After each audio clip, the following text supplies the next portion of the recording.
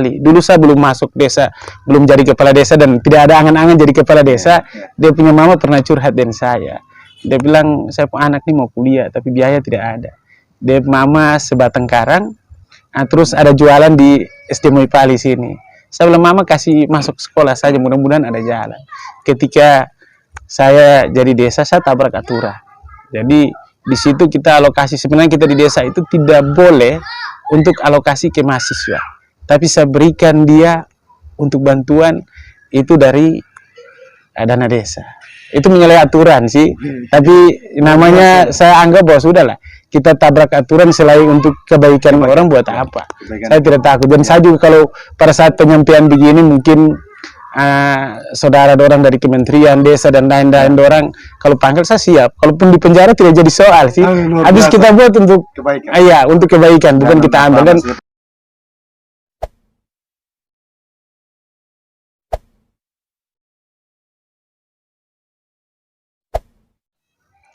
ya, assalamualaikum warahmatullahi wabarakatuh.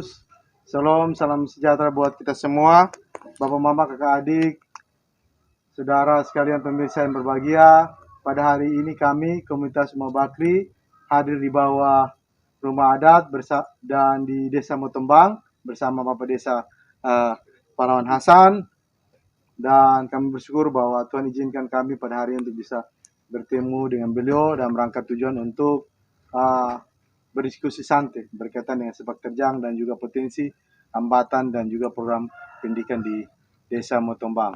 Karena itu tetap ikuti kami, jangan lupa nonton dan tekan subscribe, tekan lonceng dan juga like.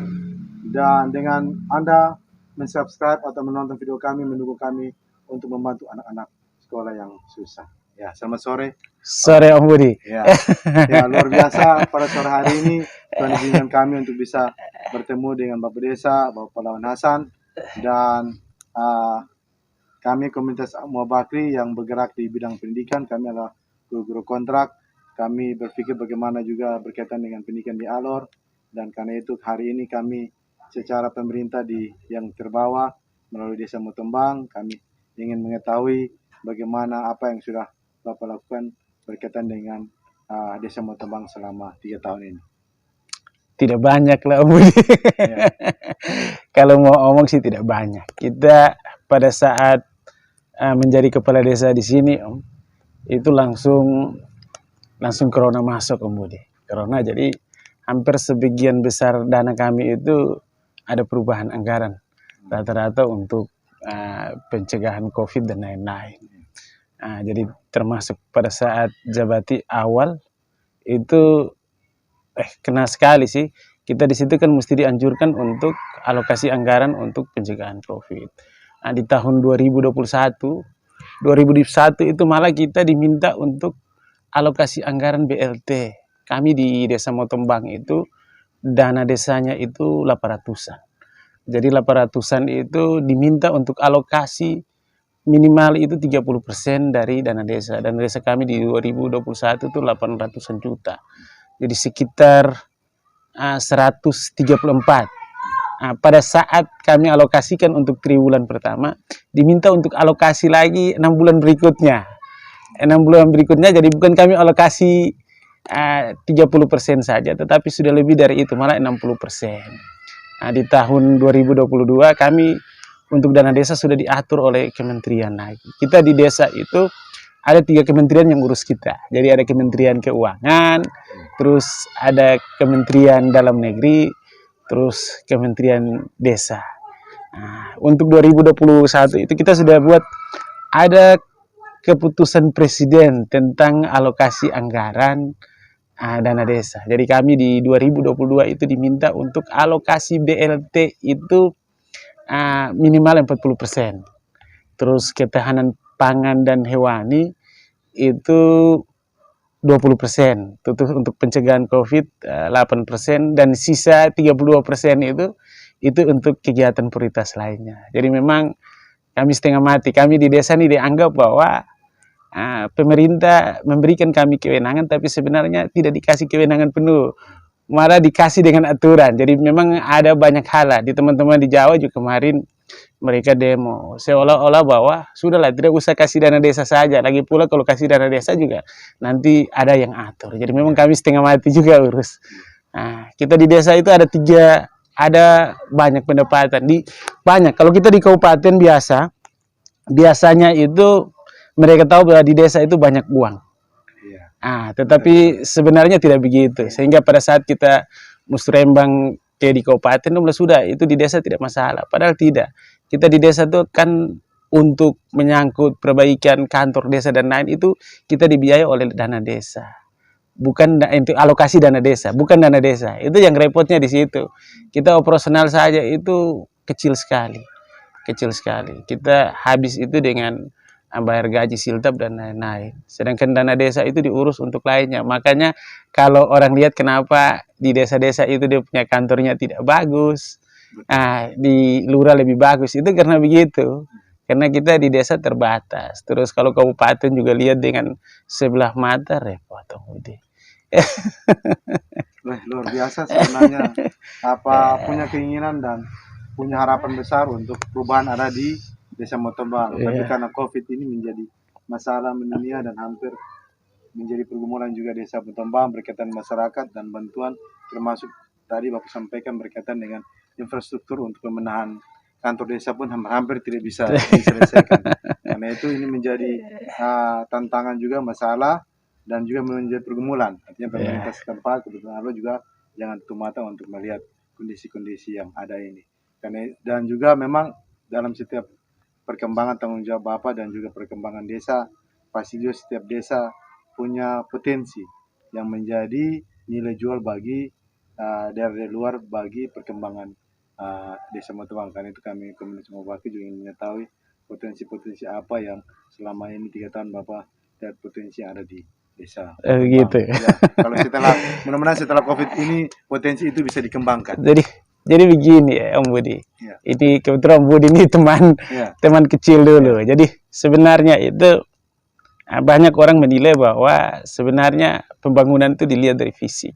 Tapi kalau saya pribadi pembangunan sebenarnya bukan ada di fisiknya, ada di manusianya. Jadi ketika Om Budi omong begitu, saya bilang ya memang manusia itu potensi utama di desa. Karena kami di sini tingkat pendidikan itu rata-rata SMA ke atas lah. Itu hal yang luar biasa.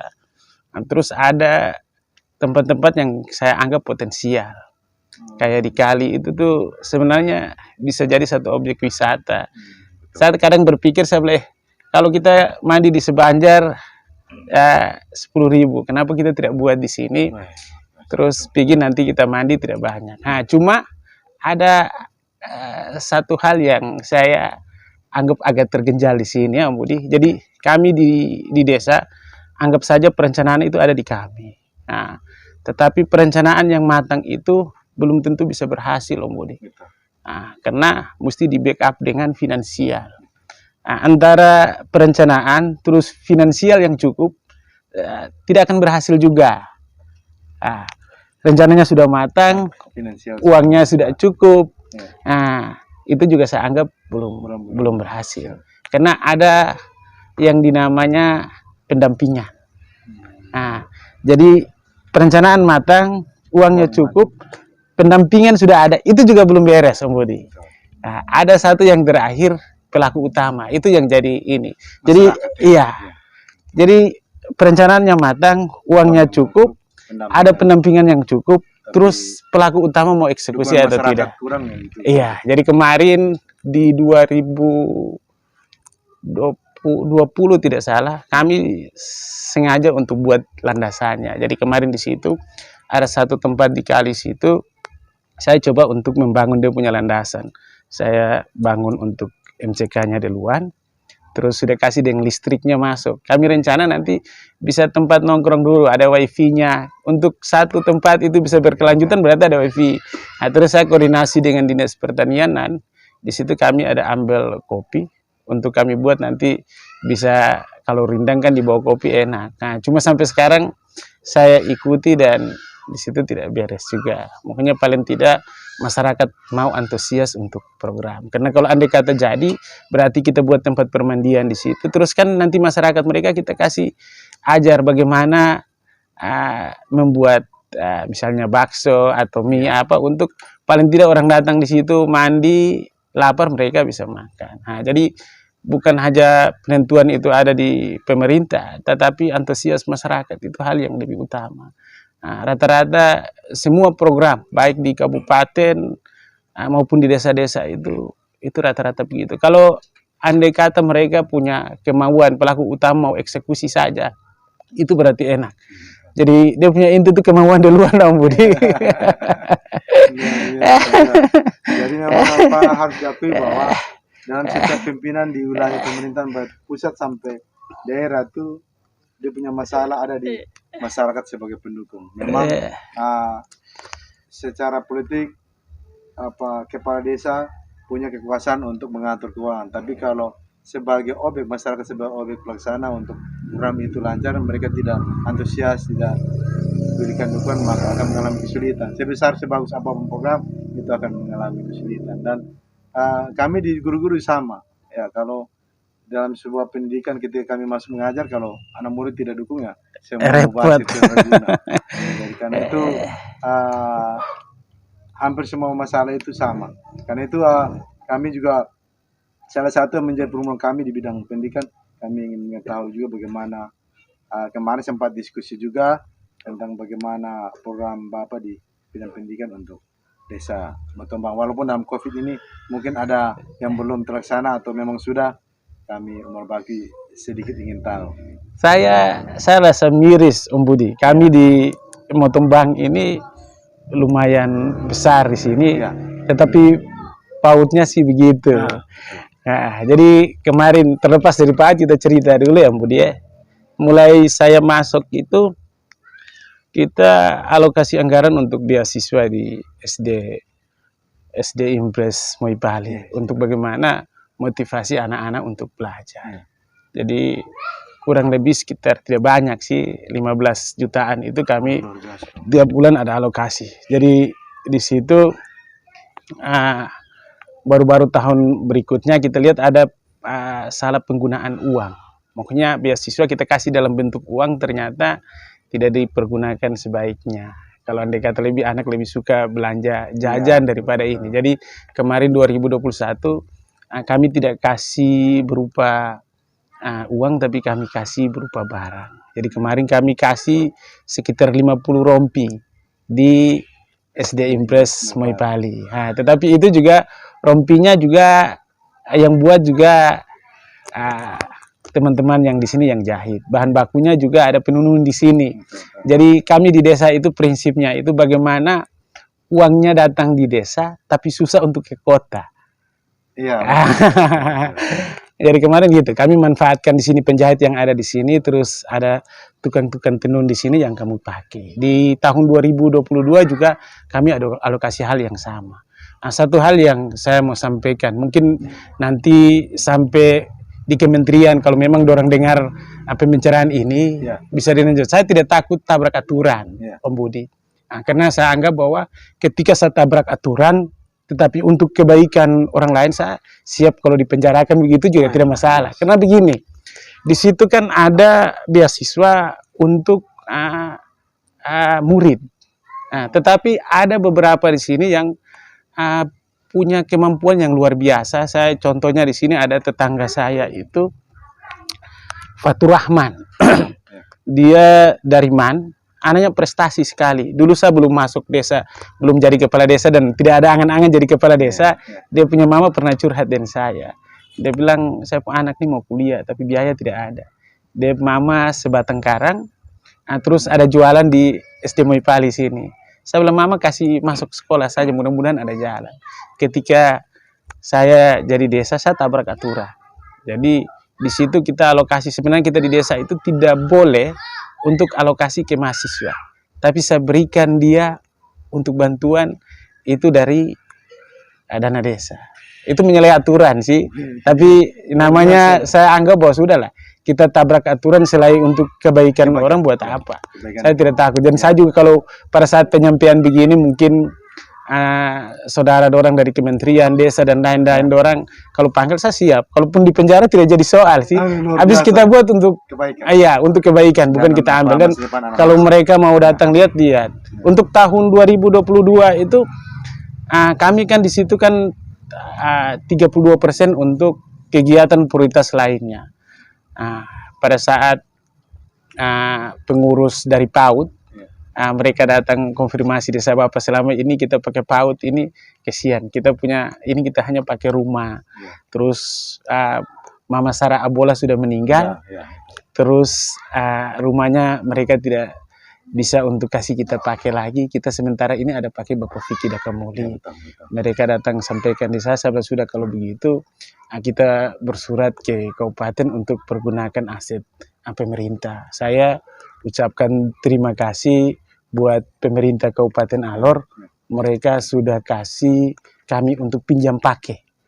Kemarin kami sudah ada dapat dari yang tanda tangan kesepakatan itu lewat Sedda, Bapak Sony Alelang. Saya ucapkan terima kasih buat pemerintah Kabupaten Alor karena sudah mau meminjamkan asetnya untuk kebutuhan anak-anak. Jadi di 2022 ini kami kurang lebih alokasi sekitar 88 juta lebih untuk bangun PAUD-nya. Terus kami ada alokasi sekitar 20-an untuk buat dia punya WC-nya, karena mesti ada. Jadi kalau bilang ini kami peduli lah untuk menyangkut pendidikan itu, kami peduli sekali. Karena apa gunanya kalau infrastruktur bagus, bangunan bagus, tetapi mutu anak-anak tidak dilihat, Om Budi. Luar biasa. Artinya bahwa dari gambaran besar yang Bapak Desa sampaikan itu, sebenarnya Desa Motombang punya perhatian khusus bagi peningkatan pendidikan di Desa Motombang, termasuk lagi tadi Bapak sampaikan sampai tabrak aturan. Mahasiswa untuk mahasiswa tidak ada berbuat, dan memang banyak pemimpin yang sudah buat begitu. Salah satu contoh ada video yang saya nonton, APBN yang tidak boleh bangun untuk jalan kabupaten dia pakai. Kan dia tahu bahwa masyarakat adalah bagian dari negara, negara adalah masyarakat. Jadi dimanapun wilayah kabupaten provinsi dia gunakan dan itu diusut. Kemudian hasilnya kosong karena ujung-ujung untuk kebaikan. Karena itu yang disampaikan tadi Bapak Desa luar biasa. Kami merasa terharu karena merupakan pejuang pendidikan, mencoba untuk mencari solusi yang lain untuk membangun pendidikan di Desa Motombang. Dan berikut pasti ada mimpi dari Bapak Desa untuk 3 tahun berjalan untuk Desa Motombang ke depan. Satu tadi Bapak sampaikan berkaitan dengan wisata di Kali Agama. Kemudian mungkin ada harapan-harapan ke depan berkaitan dengan kebudayaan, pendidikan maupun sosial ekonomi. Mungkin kami komunitas ingin tahu untuk harapan ke depan. Kalau program pemerintah ini kan biasanya ada target ya Om Budi. Ada target, termasuk di desa juga biasanya ada target. Makanya di visi misi saya itu, saya mau satu ketika itu desa itu bisa mandiri. Untuk mau mandiri seperti apa berarti kita punya PAD-nya mesti ada. Kita di sini ada satu potensi yang luar biasa. Kami dengan Desa Adabong itu punya potensi air itu yang luar biasa. Untuk sementara itu Lurah Binongko itu ada sekitar 40-an kakak itu minum air dari kami di sini. Luar biasa. Dan untuk namanya untuk pembangunan di desa itu kan kita bukan andalkan dana desa saja, tetapi untuk mempercepat kita biasa sinkron dengan program kabupaten maupun program pusat. Jadi kemarin untuk air di tahun 2022 kemarin juga saya ada koordinasi dengan perumahan, kita plot itu ada sekitar 1,2 M lebih untuk bantu kita di desa untuk BP spamnya. Nah, jadi harapan kami ya situ badan usaha milik desa ini bisa berkembang. Cuma kena keterbatasan anggaran sehingga mereka juga belum proporsional betul karena mereka mesti banyak pelatihan dan lain-lain. Kemarin saya coba untuk hitung dia punya analisa usaha, Om Budi. Hitung dia punya analisa usaha, ternyata patokan harga yang dikasih itu di bawah standar. Karena kalau sudah menjadi satu badan usaha berarti walaupun dia usaha sosial, tetapi tidak boleh rugi. Kemarin rasio kami ketika kumpul aset semua itu hanya berkisar antara 0,48. 0,48 ini berarti kalau kita alokasi anggaran 100 juta, itu kita hanya dapat 48 juta. 48 juta ya. Kita merugi sekitar 52. Titik balik modal terjadi itu di kisaran ketika harga air itu di sekitar 15.100 lebih.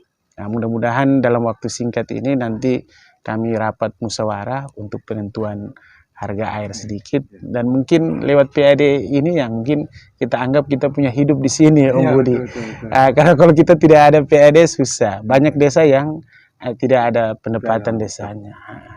Kita alor bukan Jawa. Kalau alor itu ya kita mau ngomong PAD susah. Kalau di Jawa banyak lah, mereka punya aset yang luar biasa, Om Budi.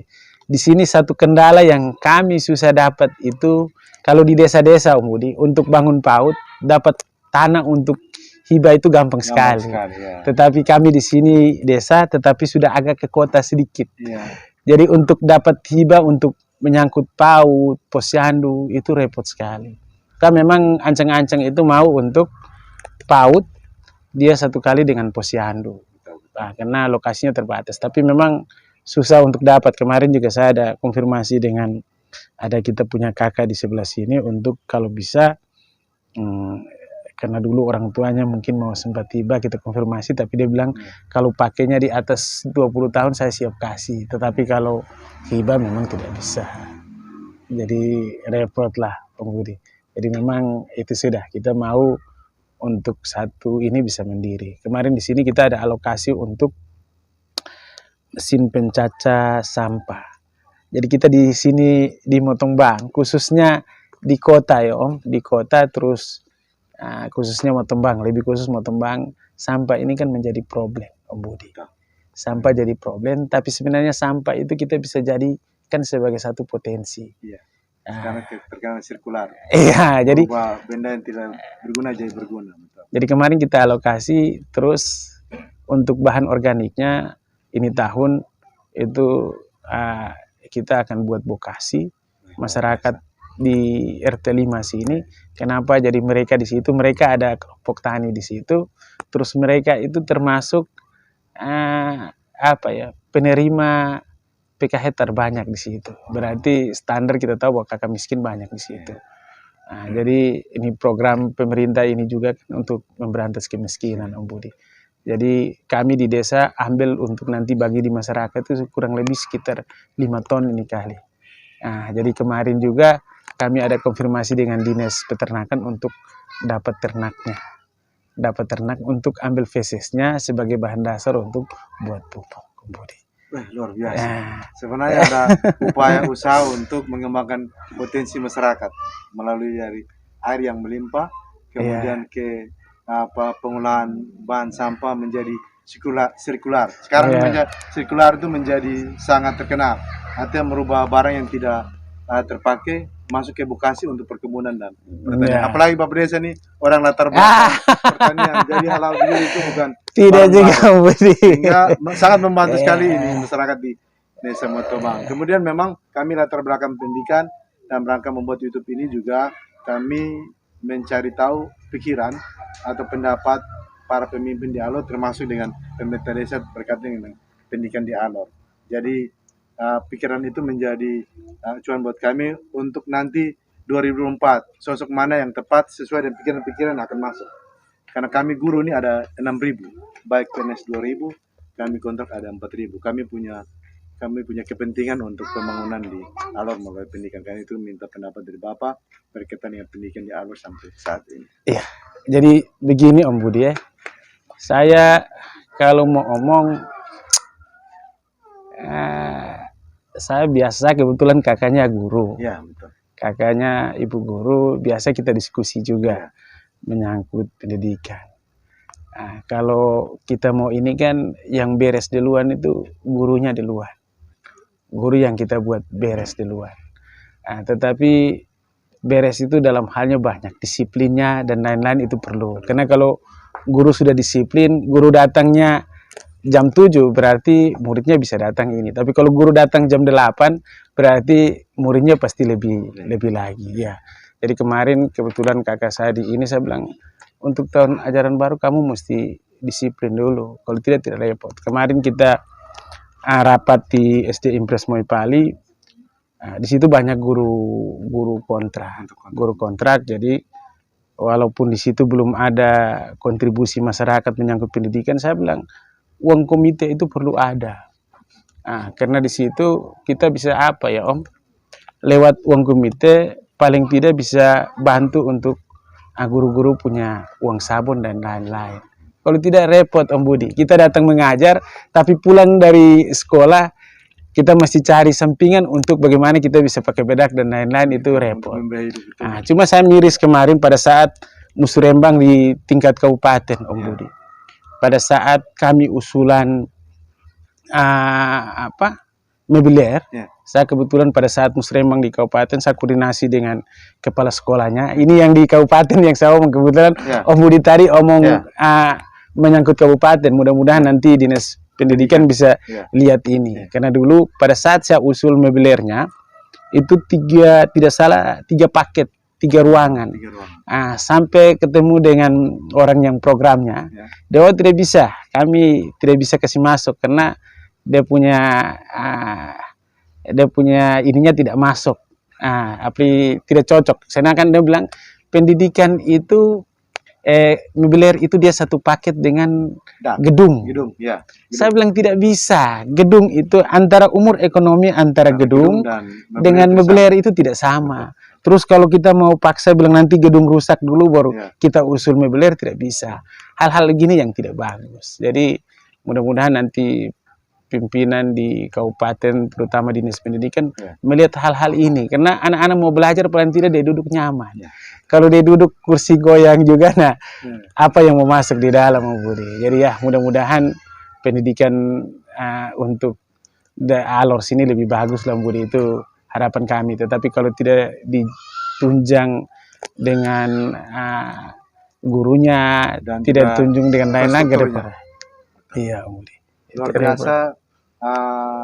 Terima kasih banyak buat pikiran, pendapat Bapak Desa berkaitan pendidikan Alor. Memang menjadi pergumulan kami bahwa memang guru menjadi garda terdepan penentuan pendidikan, karena ketika guru sejahtera, guru aman, maka dia akan serius dan mendidik anak-anak dengan baik. Tapi kemudian guru tidak diperhatikan dan akan banyak masalah yang terjadi, termasuk juga dukungan infrastruktur yang tadi Bapak Desa sampaikan. Karena itu memang menjadi pergumulan sampai hari ini.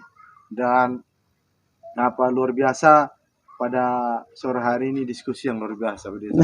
Berkaitan dengan pengalaman, juga kami bisa dengar langsung apa yang sudah Bapak sampaikan selama 3 tahun berjalan, hambatan, halangan, potensi, kemudian ada hal-hal yang di luar dari yang dipikirkan Bapak Desa buat, termasuk beasiswa, mana aturan, kemudian lagi pikiran-pikiran yang cemerlang bagi pembangunan pendidikan di Alor. Dan ini menjadi pergumulan kami sampai hari ini. Kami memang sampai sekarang juga masih bergumul, karena sampai hari ini belum ada kabar. Tapi tetap kami semangat untuk berjalan, bahwa itu adalah panggilan.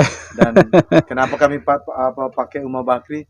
Karena beliau tidak pernah mengeluh soal begitu. Dia hidup. Yang pendidikan anak itu menjadi penting. Jadi ini Om Budi ini Bapak Umar Bakri sekarang. Ya, luar biasa. Jadi terima kasih banyak diskusi santai yang luar biasa. Kami sudah banyak menerima hal-hal yang luar biasa, dan kami berharap bukan hari ini saja kita diskusi, tapi kita akan diskusi terus. Siap. Membangun desa Motombang ke depan. Dan terima kasih buat kesempatan dan waktu. Karena itu ada pertama mengatakan bahwa pendidikan menjadi dasar utama bagi pembangunan. Jika pendidikan tidak berjalan baik, maka masa depan anak akan kacau balau, dan daerah itu akan mengalami banyak kemerosotan karena akhlak dan juga pengetahuannya tidak pertama. Karena itu tetap semangat dan tetap berjuang. Guru menjadi utama, pendidikan menjadi utama. Salam Umar. Kita ada alokasi. Kita kan di desa itu kan ada alokasi. Kita di sini kan untuk guru PAUD kami alokasi kurang lebih 20 juta. Itu ada guru ngaji, termasuk guru PAUD, guru PAR.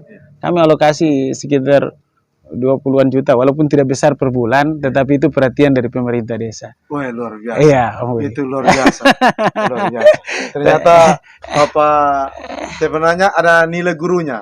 Iya. Orang tuanya juga pernah jadi guru. Jadi walaupun dulu ada penyuluh pertanian di kepala desa, tapi hati pikirannya ada di guru. Siap, Om Budi. Terima kasih. Iya, Om Budi. Dan selamat sore. Sore, Om Budi. Eh.